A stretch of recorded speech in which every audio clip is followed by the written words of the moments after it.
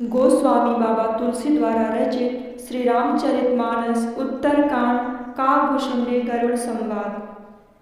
सब कर मत खगनायक एहा, करिए राम पद पंकज नेहा।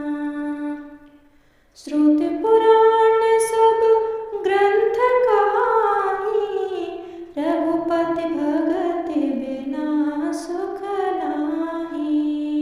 काकभुशुंडी जी गरुड़ देव से कहते हैं, हे पक्षीराज, उन सबका मत यही है कि श्री रामचंद्र जी के चरण कमलों में प्रेम करना चाहिए। श्रुति पुराण और सभी ग्रंथ यही कहते हैं कि श्री रघुनाथ जी की भक्ति के बिना कहीं सुख नहीं है। कमठ पीठ जामहि बरुबारा, बंध्या सूत बर काहुहि मारा।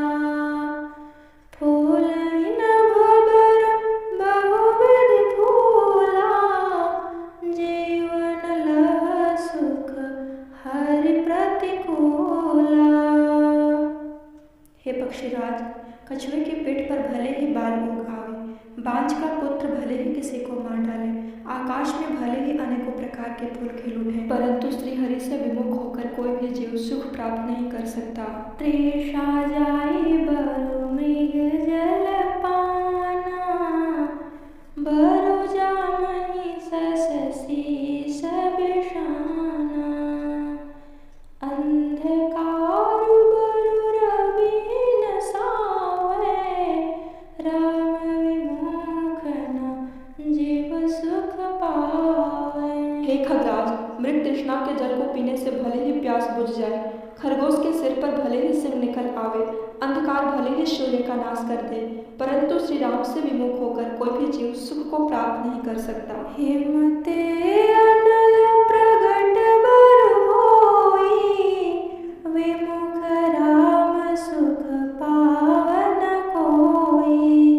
हे पक्षीराज, बर्फ से भले ही अग्नि प्रकट हो जाए, ये सब अनहोनी बातें चाहे जो हो जाए, परंतु श्री राम से विमुख होकर कोई भी सुख को प्राप्त नहीं कर सकता।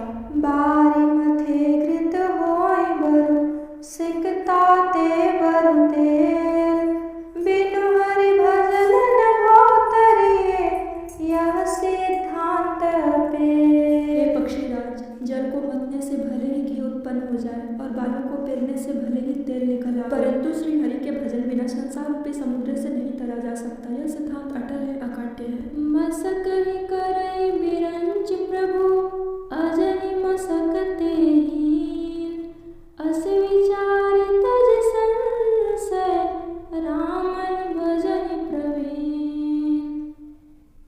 हे पक्षीराज, प्रभु मच्छर को ब्रह्मा कर सकते हैं और ब्रह्मा को मच्छर से भी तुच्छ बना सकते हैं। ऐसा विचार कर चतुर पुरुष सब संदेह त्याग कर श्री रामचंद्र जी को ही भजते हैं। विनिश्चितं वदामि तेन, अन्यथा वचांसि मे हरिं नरा भजन्ते, अति दुस्तरं तरन्ति ते। काकभुशुंडी जी गरुड़ देव से कहते हैं, हे पक्षीराज, मैं आपसे भली भांति निश्चित किया हुआ सिद्धांत कहता हूँ। मेरे वचन अन्यथा या मिथ्या नहीं है कि जो मनुष्य श्री हरि का भजन करते हैं वे अत्यंत दुस्तर संसार सागर को भी सहज ही पार कर रहते हैं। कहेउ नाथ हरि चरित अनुपा, व्यास समास स्वमति अनुरूपा। श्रुति सिद्धांत एहि उर्गारी, राम भजिए सब काज बिसारी। हे नाथ, मैंने श्री हरि का अनुपम चरित्र अपनी बुद्धि के अनुसार कहीं विस्तार से और कहीं संक्षेप में कहा। हे सर्पों के शत्रु गरुड़ जी, श्रुतियों का यही सिद्धांत है कि सब काम भुलाकर छोड़कर श्री रामचंद्र जी का भजन करना चाहिए। प्रभु रघुपति तज से काही, मोहि से सठ पर ममता जाही। तुम विज्ञान रूप नहीं मोहा, नाथ किन्हि मोह पर अति छोहा। हे पक्षीराज, प्रभु श्री रघुनाथ जी को छोड़कर और किसका सेवन भजन किया जाए, जिनका मुझ जैसे मूर्ख पर भी इतना ममत्व और स्नेह है।